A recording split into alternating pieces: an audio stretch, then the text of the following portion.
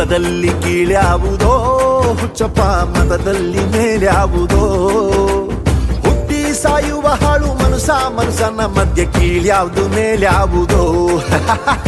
ಕುಲದಲ್ಲಿ ಕೀಳ್ಯಾವುದೋ ಹುಚ್ಚಪ್ಪ ಮತದಲ್ಲಿ ಮೇಲ್ಯಾವುದೋ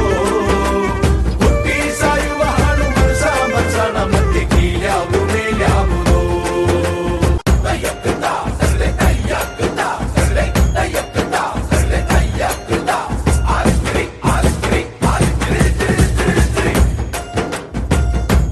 ಓ ತಿಲಕ ಇಟ್ಟರೆ ಸ್ವರ್ಗವು ಸಿಗದು